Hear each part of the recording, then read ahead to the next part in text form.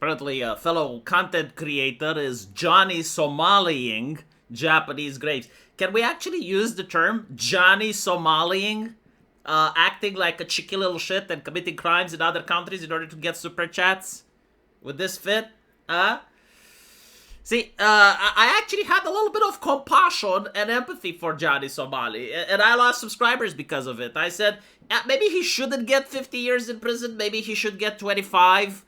And people were like, no, V, I'm unsubscribing, you piece of shit. How can you support Johnny Somali? And now I'm starting to think, maybe those people were right.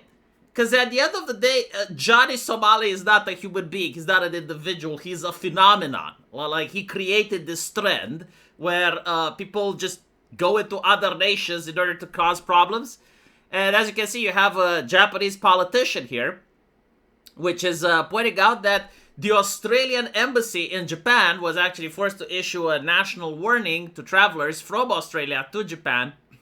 Respect and observe local laws and rules.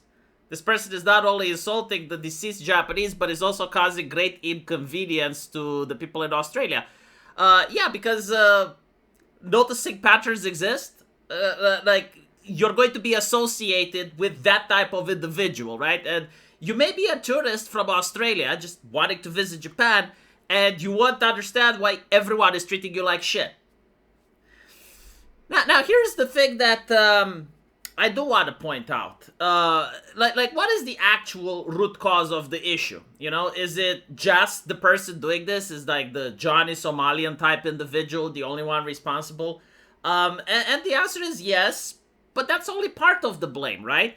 The people watching and donating super chats are also the problem. Because without them, people wouldn't act like this, right? Like, normally tourists do bad things, but they don't do stuff like this. And so I have to think a little bit, like, why is it happening? I'm not a pro-censorship type of guy. I'm not the one that's like, oh, well, it's easy. Just have the platform ban everyone, and there you go. Or have the payment processors come in and block the super chats. I don't think that's the solution. What I think, though, is that when I was younger, none of this was happening because the culture had a lot of edge to it. Like, there were a lot of subcultures that were absolutely edgy. We had the death metal, we had Beavis and Butthead, we had the South Park. We had a lot of artistic freedom where people who wanted to be cheeky little shit could express their cheeky little shit in us. Like, you could go in a game of Counter-Strike and you could be a dick to other people without causing an international incident. And as we're moving towards 2025, everything becomes corporate, everything becomes sanitized. And so now, there is a huge demand to see people being assholes. Like, I'm sorry to say it, but it is. Like, you go on social media and you see, like, people are coveting the asshole. Like, they want to see someone that's being a piece of shit.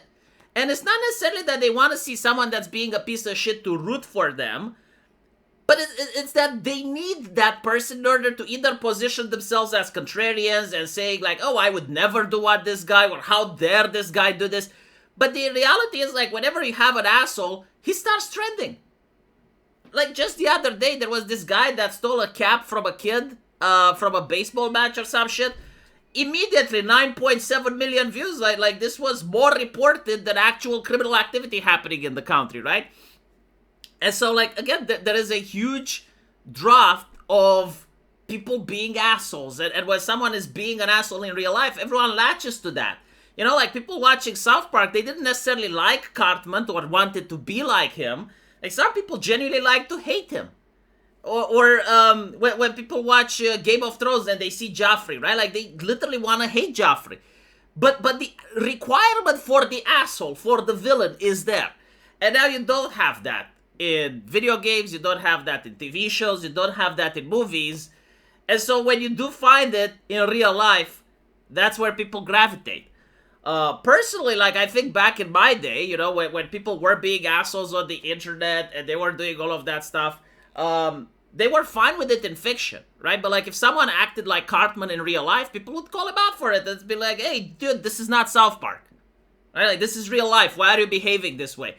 So like, people had an outlet for their parasocial and negative behavior, which was, like, TV, movies, video games, and they would take that shit there.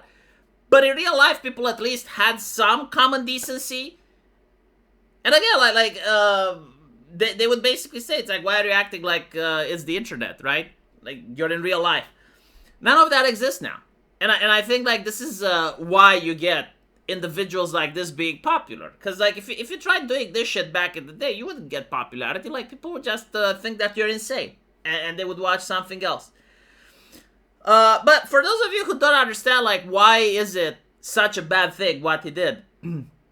I think, like, this is similar to Romanian tradition, where you leave something like a can of beer or, you know, some sort of perishable good on the grave as a symbolic gesture that you remember the person, and you're basically thinking that, okay, well, you know, have a drink with me, basically, right? Like, you're remembering that the person existed, you're trying to bring them something nice.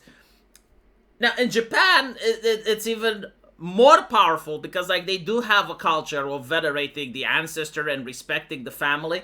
And so, imagine, like, you have a grandson or someone, like, bringing a beer to his family member, and some jackass not only steals it, but videotapes himself and shows it to the whole world, and he's getting super chats. I mean, obviously, that's a huge problem. I don't even know if I can think of anything that's remotely similar for American culture to express what this guy did. Like, I don't think, like, there's anything in Australian culture as well. Yeah, I'm honestly, like, it's such a level of disrespect that, you know, borderline on blasphemy, because it's got, like, religious connotations to it. It's not just like you're desecrating a grave or something like that.